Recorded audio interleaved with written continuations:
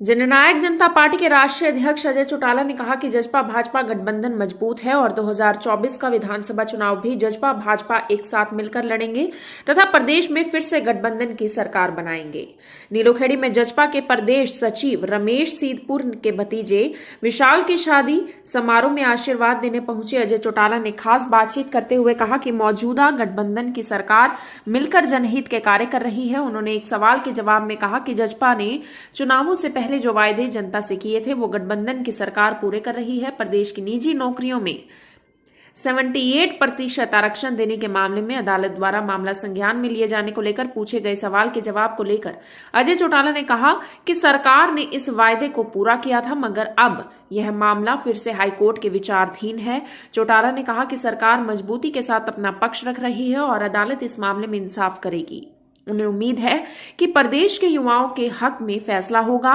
करनाल में डीटीपी और तहसीलदार द्वारा भ्रष्टाचार के मामले पर विपक्ष द्वारा सीबीआई जांच करवाए जाने को लेकर पूछे गए सवाल के जवाब में अजय चौटाला ने कहा कि हरियाणा पुलिस इस मामले में निष्पक्ष और सही जांच कर रही है।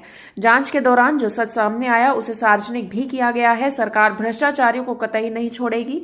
जब हरियाणा पुलिस सही जांच करने में सक्षम है तो फिर सीबीआई जांच की आखिर क्या जरूरत है। अजय चौटाला ने कहा कि अगले विधानसभा चुनाव में अभी 2.5 साल पड़े हैं और जसपा अपने संगठन को मजबूत बना रही है।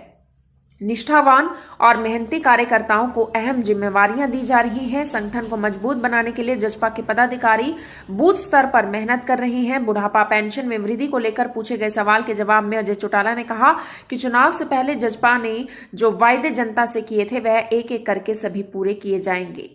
Bureau report, Rohit लामसर।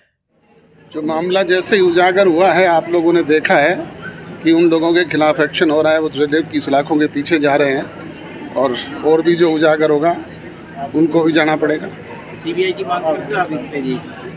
जब हमारी पुलिस इस मामले में सक्षम है और वो कार्रवाई कर रही है, सीबीआई की रिक्वायरमेंट होगी तो वो भी करेंगे। इनकी जो प्रॉपर्टी है वो सील होनी चाहिए जी, जो इतनी बड़ी प्रॉपर्टी मिल रही है जी। देखो, इन्वेस्टिगेशन में क्या क्या चीज़ सामने आती है उसी के आधार पे फैसले होंगे। सर, आम आदमी का कुंबा हरियाणा में बढ़ता जा रहा है दिन पर दिन पंचायत चुनाव की, इस बारे में क्या कहना है जी? स्वाभाविक है, जब कोई राजनीतिक दल कहीं पे जीतता है तो उसका आधार बढ़ता है।